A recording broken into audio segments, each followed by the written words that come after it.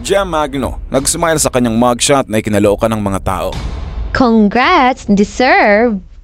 Masaya siya kasi deserve niya. Ang ganda pa ng ngiti. Yan lang yata ang makulong na masaya pa. Ha ha ha ha. Deserve. Sakit sa tenga na bunganga yan. Eto lang. Una sa lahat, kalma lang po muna tayo, ha?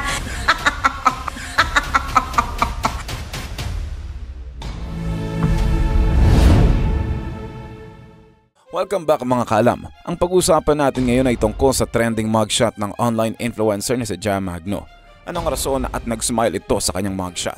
At ano ang kaso na inihain sa kanya at kinunan siya ng mugshot sa loob ng presinto? Sinong nagsampa ng kaso laban dito? At ano ang opinion natin sa trending issue na ito? Simulan na natin. Si Jessica Ann Jam Magno ay kilala bilang isang social media personality na lalong namayagpag noong panahon ng panunungkulan ni dating Presidente Rodrigo Duterte.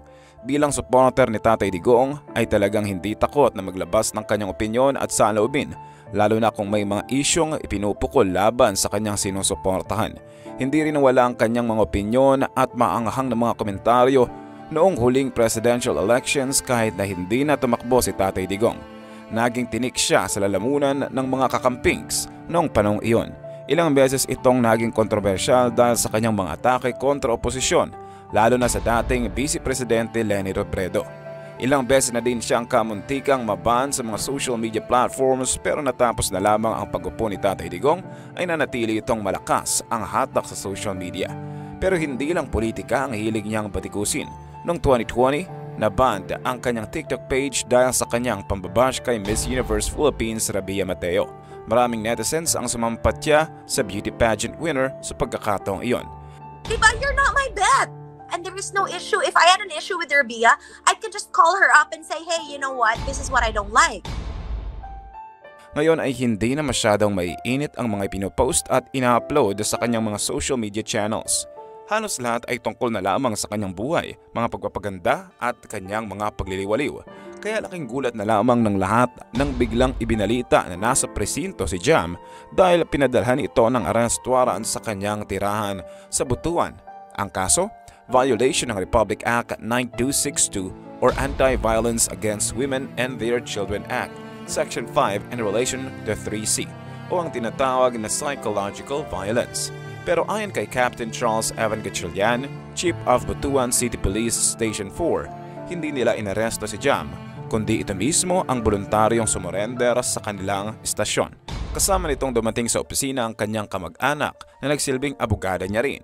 Nang dumating sila ay agad tiningnan sa database ng kapulisan ang sinasabing kaso pero wala pa umano ito doon.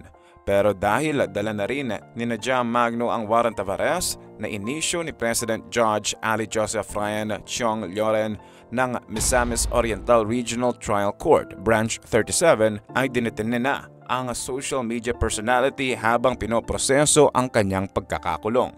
Klinaro naman ang kampo ni Jam na nakapagbayad kaagad sila ng piyansa sa halagang 72,000 pesos kaya agad din itong nakalabas matapos na kumpleto ang lahat ng kailangang kumpletuhin. Nang makauwi na si Magno at nagkaroon ng pagkakataong i-post online ang mugshot na kuha sa kanya sa presinto, dito na nagkagulo ang mga netizens dahil kakaibang itsura ni Miss Jam Magno sa kanyang larawan. Pinagkaguluhan ang kanyang Facebook post nang umarangkada kaagad ang reactions dahil sa caption na ginamit niya. Have you ever been seen a mugshot that's much prettier than mine? Sari-saring reaksyon ang nagsilabasan dahil dito. May iba ang nagsasabing hindi umano nire-respeto ang batas at ginagawa lang katatawanan. Makikita umano sa ginawa nitong kuntodong ngiti sa mugshot na ipinost niya para umanong minamaliit nito ang batas. Pero sinagot ito ni Jam ng simple. I smile because I am not guilty. Kaya umano ito nakangiti sa kanyang mugshot ay dahil wala naman siyang kasalanan. Bakit umano ito magpapakita ng takot o lungkot gayong hindi naman daw niya nagawa ang inakusak sa kanya? Idinagdag pa niya, have you ever been seen a mugshot that's much prettier than mine? Funny that people said I was arrested. Ha ha ha ha ha. Marami kasi ang nag-react na nakuha na umano nito ang nararapat sa kanya dahil inaresto ito at makukulong na.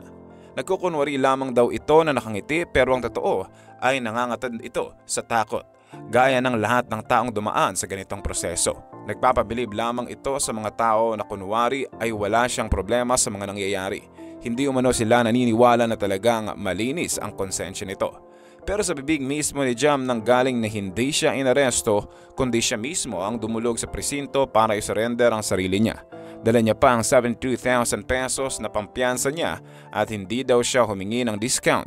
Kaya umano nagmistulang nag-selfie lang ito sa loob ng presinto dahil baliwala lamang sa kanya ang isinampang kaso sa kanya. Idinagdag pa nito na mas maganda pa daw ang pagkakakuha ng video habang sinasabihan siya ng Miranda rights. Tama bang reaksyon ni Jam Magno o nakakainsulto nga ang kanyang reaksyon sa ating batas? Kagaya ng sinabi niya, hindi nga daw siya guilty kaya nakangiti lamang siya sa kanyang mugshot. Maganda din umano ang pagtrato sa kanya sa loob ng presinto. Sinabi nitong thank you to the Butuan City Police Station for the wonderful experience today. I actually loved it. Ha ha ha. And to Barangay Ampayon's new Barangay Captain Kim Akalayen for the fast process of my bail requirements. Pero sino talagang nagsampa ng kaso laban kay Jam Magno? Hanggang sa mga oras na ito ay hindi pa rin nilalabas ang pangalan ng taong nagsampa ng kaso laban dito, pero marami ang nagsasabi na mayroon itong kinalaman sa kanyang mga nasabi noong panahon ng eleksyon. Binabalikan na umano ngayon ang mga personalidad na may mga nasabing hindi maganda sa panahon ng halalan at hindi lamang si Jam ang nakatanggap ng warrant of arrest.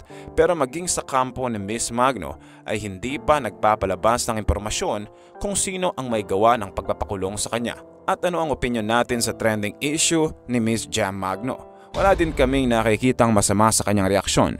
Hindi naman ipinagbabawal ang pagngiti habang kinukunan ng larawan para sa mugshot. Maaaring hindi lamang ito pangkaraniwan dahil halos lahat ng pinapapila para sa mugshots ay guilty o hindi kaya ay nakakaramdam ng sobrang nervyos kaya hindi na makangiti dahil sa sobrang kaba. Nasasabi lamang din siguro ng iba na hindi niya siniseryoso ang ating batas dahil hindi nga palaging nakikita ang isang tao na masaya kapag inaaresto.